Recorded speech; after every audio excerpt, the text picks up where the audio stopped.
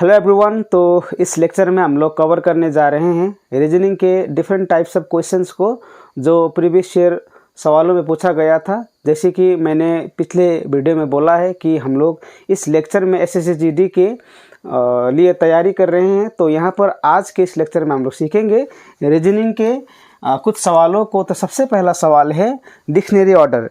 Dictionary order means यहाँ पर हमें यह सवाल दिया गया है, चौक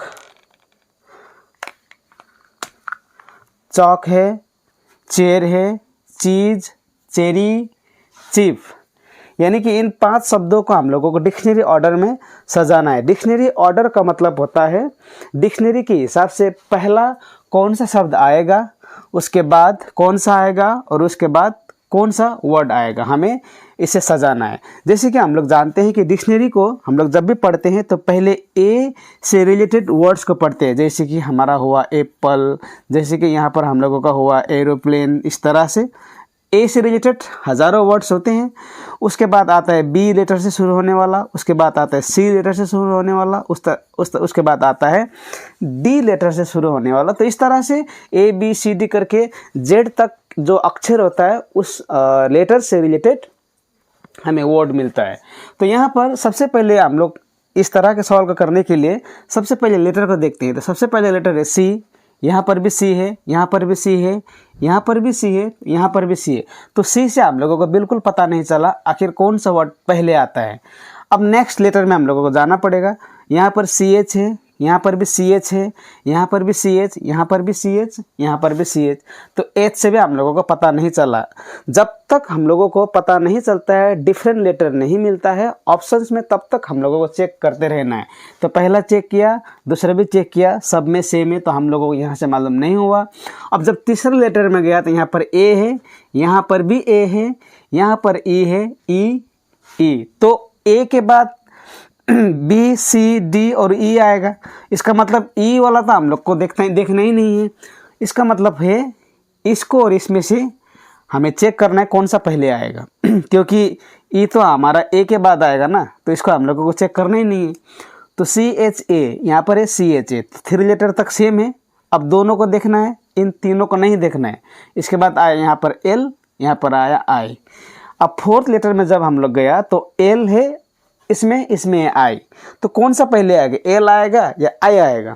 तो A B C D E F G H I, उसके बाद जे के एल, यानी कि आई पहले आएगा, एल तो बाद में आएगा। तो इसका मतलब है 2 जो नंबर ऑप्शन है वो पहला आएगा।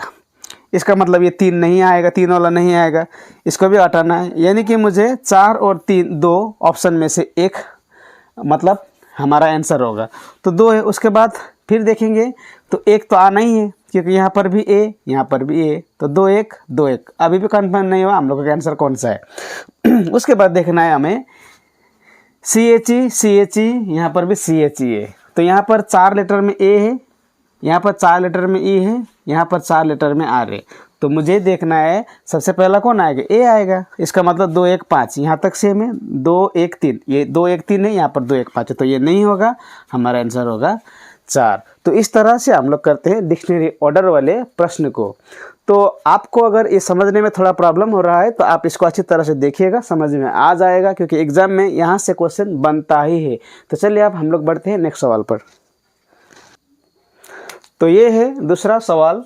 तो इस सवाल में हमें दिया गया है 132 minus 21 division 45 plus 9 into 15 is equal to 186। इस तरह का सवाल एग्जाम में हमें पूछा जाता है। तो यहाँ पर ऑप्शन दिया रहता है इस तरह से, plus and division, plus and multiplication, division and minus, minus and plus.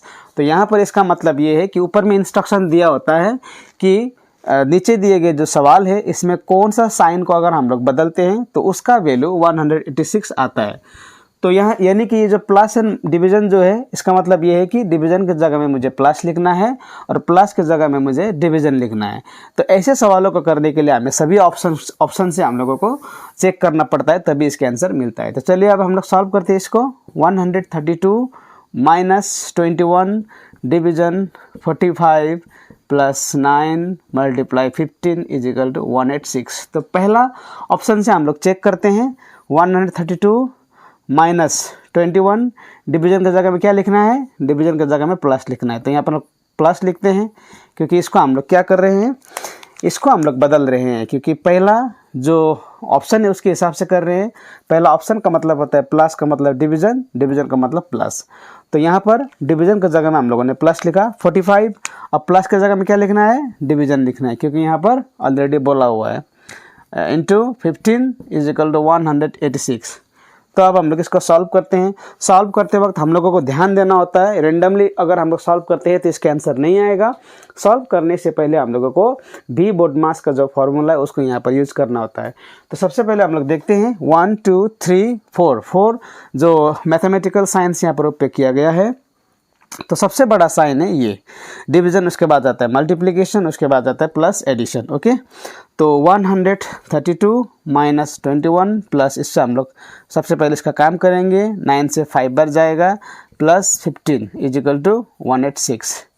अब 132 माइनस 21 प्लस इसका काम करना पड़ेगा हमें, 15 5 जा 75 इज इक्वल टू 186। अब क्या करेंगे 132, अब इसको हम लोग क्या करेंगे, इसको हम लोग घटाएंगे, क्योंकि प्लस और माइनस घटता है। जब घटता है तो साइन 5 में 1 गया 4, यहाँ पर 7 में 2 गया 5, 5 में 1 गया 4, 7 में 2 गया 5। अब प्लस का साइन बैठेगा, यहाँ पर प्लस का ही साइन बैठेगा। अब इसको जोड़ेंगे हम लोग तो 4 2 6 5 3 8 8, यानी कि 186 आया। इसका मतलब हमारा जो ऑप्शन नंबर 1 यही सही था। तो हमें ये जो 2 3 4 को चेक करने का ज़रूरत ही नहीं पड़ा, हम लोगों ने डायरेक्ट चेक किया, आंसर आया। तो इसको इस तरह से हम लोग करते हैं। तो अब हम लोग बढ़ते हैं नेक्स्ट सवाल की ओर। तो इस सवाल में पूछा गया है हमें रैम का जो कोड है 41 है, उसी तरह अनुज ANUJ का कोड है 62। तो यहाँ पर बताना है हमें ARJUN यानी कि अर्जुन का कोड कितना होगा। तो यहाँ पर हमें याद करना होता है A से लेकर Z तक जो अक्षर होता है उन अक्षर के हिसाब से हमें यहाँ पर करना होता है। ABCDEFGHIJKLMNOPQRSTUVWXYZ। तो हमें मालूम है ए का वैल्यू कितना होता है, ए का 1 2 3 4 5 6 7 8 9 10 11 12 13 14 15 16 17 18 19 20 21 22 23 24 25 और 26। तो इस तरह से हमें मालूम है कि वहाँ पर 26 लेटर्स होता है। तो एग्ज़ाम में जब भी हम लोग जाते हैं, तो जब हम लोगों को टाइम मिलता है तो इस तरह से ABCD लिख के हमें नंबर को सजा के रखना होता है रफ पेपर में, ताकि हम लोगों को क्वेश्चन करते वक्त इतना लिखना ना पड़े और हम लोग इन शॉर्ट बना सके। तो हमें अब यहाँ पर जानना है रैम का मतलब 41 किस तरह से हो रहा है। तो रैम का मतलब 41 किस तरह से हो रहा है उसको हम लोग देखते हैं। आर का वैल्यू कितना है, आर का वैल्यू 18 है, यहाँ पर दिया हुआ है, प्लस ए का वैल्यू 1 है, प्लस एम का वैल्यू कितना है, एम का वैल्यू हम लोगों का 13। तो कैलकुलेशन करके देखते हैं, 13 और 1 कितना हुआ 14, 14 और 18 32, टोटल 32 होना चाहिए था, लेकिन यहाँ पर क्या है रैम का वैल्यू है 41, तो गड़बड़ हो गया। इसका ये वैल्यू है कि 1 2 3, यहाँ पर 3 का स्क्वायर करके लिखा हुआ है, तो 32 प्लस 3 3 9, ये बराबर हो गया हम लोगों का 41। अब ये 3 कहाँ से आ रहा है, 3 इस यहाँ से आ रहा है कि डिजिट कितना यूज हुआ है यहाँ पर, मतलब लेटर 1 2 3, तो 3 का स्क्वायर। उसी तरह अब हम लोग देखते हैं यहाँ पर अर्जुन का ARJUN का कितना होगा। ए का वैल्यू तो 1 है, हम लोगों को मालूम है। उसके बाद आर का वैल्यू कितना है 18, यहाँ पर दिया हुआ है। उसके बाद जे का वैल्यू कितना है, जे का वैल्यू 10 है। उसके बाद यू का वैल्यू है 21 और एन का वैल्यू कितना है, एन का वैल्यू हम लोगों का 14। कैलकुलेशन कीजिए, 18 और 1 19, 19 और 10 कितना 29, 21 9 29 और यहाँ पर 21 है, कितना होगा 50 और 14 कितना हो गया यहाँ पर 64। अब 64 तो हम लोगों का ऑप्शन यहाँ पर है नहीं, तो अब हमें कितना यहाँ पर लेटर है 1 2 3 4 5, तो 5 का हमें यहाँ पर स्कोर कर देना है। 64 प्लस 25 यानी कि 89 हम लोगों का आंसर हुआ इसका 89। तो इस तरह से हम लोग इस सवालों को करते हैं। तो ध्यान रखिएगा, जब भी एग्ज़ाम लिखने के लिए आप जाएंगे तो रफ पेपर में इसको पहले ही लिख दीजिएगा, ताकि एग्ज़ाम में सवाल करते समय हमें इस तरह का फिर रफ करना ना पड़े। जैसे इस तरह का क्वेश्चन देखते हैं बहुत सारे एग्जाम में हम लोगों को इस तरह का सवाल एक से ज़्यादा भी देखने को मिलता है, तो आसानी से आप यहाँ से नंबर उठा सकेंगे। तो हम लोग अब बढ़ते हैं नेक्स्ट सवाल की ओर। तो चलिए हम लोग जानते हैं इस सवाल को किस तरह से करते हैं। 3, 9, 18, 54, 108, मतलब इसके बाद 108 के बाद यहाँ पर दिया गया है क्वेश्चन मार्क, तो यहाँ पर कौन सा आएगा। तो हम लोग इसको देखते हैं। तो यहाँ पर क्या है, 3 से 3 को हम लोग गुना करेंगे तो 9 होगा। 9 से यहाँ पर कितना बार जाएगा, यहाँ पर 2 बार। 3 से 3, 3 3 9, 9 से 2, 9 2 18, 18 से फिर हम लोग 3 करेंगे, 18 3 54, फिर 54 से हम लोग 2 करेंगे तो 108। यानी कि पैटर्न किस तरह से बन रहा है, यहाँ 3 है, इसके बाद सीधा यहाँ 3 है, इसके बाद यहाँ पर क्या होना पड़ेगा, यहाँ पर 3 होना पड़ेगा। इसका मतलब यानी कि इसको हम लोगों को 3 से भाग करना है। 3 से गुना, 3 8, यहाँ पर कितना होगा 24, 3 1 3, यानी कि 324 इज आवर आंसर। पैटर्न देखना है यहाँ पर। तो इस तरह का जो सवाल होता है, डिफरेंट टाइप का सवाल हो सकता है। ये तो बहुत इजी सवाल है, यहाँ पर मैंने आपको समझाने के लिए इसको लिया है। तो इसको पैटर्न जो है, पैटर्न देखना होता है। कभी कभी इस पैटर्न से बनता है, कभी कभी दूसरा पैटर्न से बनता है, वो आपको ध्यान लगा के देखना होता है। तो चलिए हम लोग बढ़ते हैं अब नेक्स्ट सवाल की ओर। तो इसको अब हम लोग जानते हैं किस तरह से करते हैं। यहाँ पर दिया हुआ है AMR ZJM YGH, उसके बाद यहाँ पर क्या होगा बोल के बोला है। तो यहाँ पर क्या है, हमें यहाँ पर देखना है, हर तरह से इसको समझना होता है।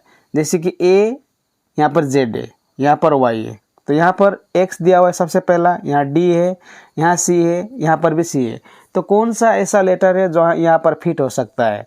तो यहाँ पर हो सकता है पहला लेटर यहाँ पर X हो सकता है, यहाँ पर पहला X हो सकता है, क्योंकि X Y Z फिर A, मतलब यहाँ पर क्या हो रहा है, डिसेंडिंग ऑर्डर हो रहा है। पहले X Y Z फिर A क्यों हो रहा है, क्योंकि यहाँ पर कितना गया -1, यहाँ पर भी -1, यहाँ पर भी यहाँ से X से 1 नीचे आया, Y से फिर 1 नीचे आया, फिर Z से जब 1 नीचे आते हैं तो A बन जाता है, क्योंकि Z तो लास्ट लेटर है, वहाँ से जब हम लोग आते हैं तो A बन जाता है।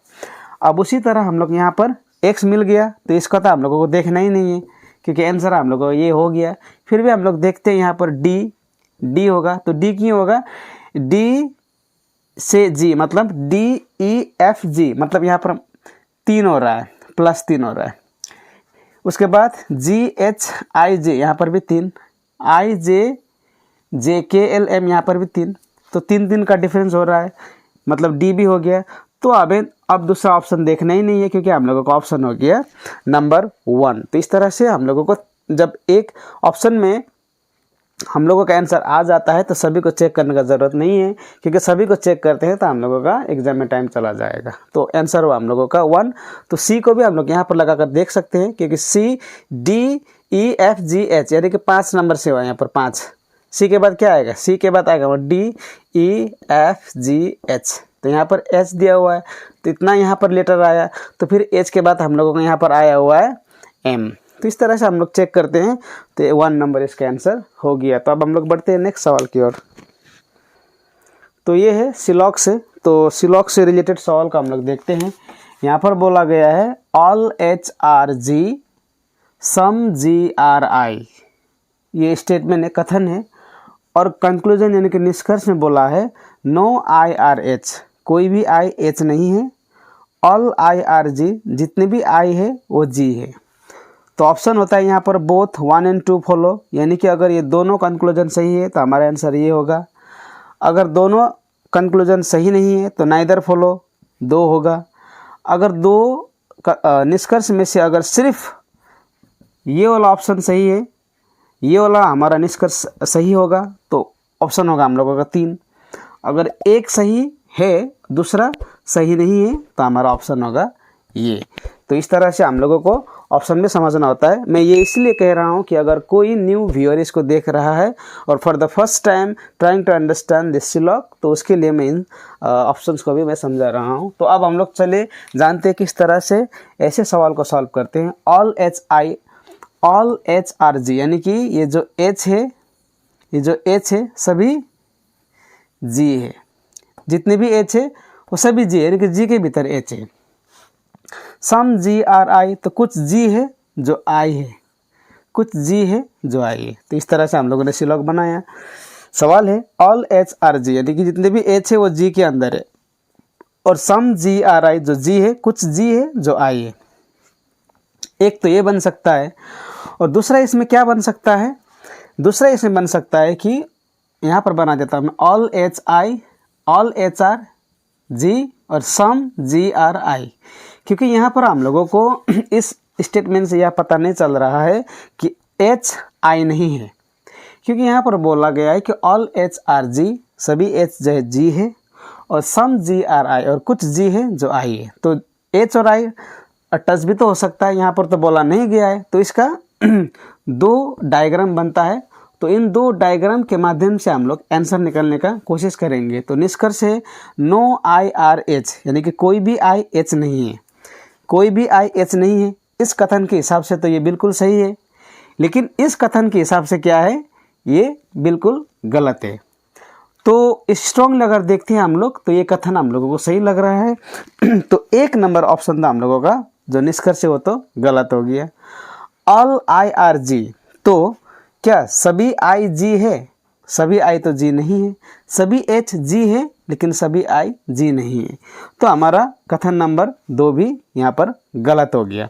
इसका मतलब हमारा आंसर हो गया नाइदर फॉलो, यानी कि दोनों ही गलत है। अगर इस वेन डायग्राम के माध्यम से अगर हम लोग देखते हैं, तो कंक्लूजन 1 जो फॉलो है ये 4 नंबर का आंसर होगा।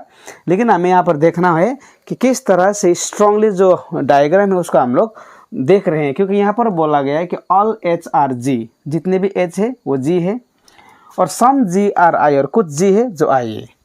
और यहाँ पर बोला है कि नो आई आर एच, जो आई बिल्कुल एच नहीं है, स्ट्रांगली बोला गया है। ये तो नहीं हो सकता है, क्योंकि ये दूसरा पॉसिबल जो डायग्राम ये भी तो बन सकता है। तो इस डायग्राम के माध्यम से अगर हम लोग देखते हैं, तो दोनों जो निष्कर्ष है वो गलत है। तो आंसर होगा हम लोगों का 2, यानी कि नाइदर फॉलो। यहाँ पर दोनों ही गलत बोल के 2 ऑप्शन में दिया गया है। तो इस तरह से हम लोगों ने जाना सिलॉग के सवाल को।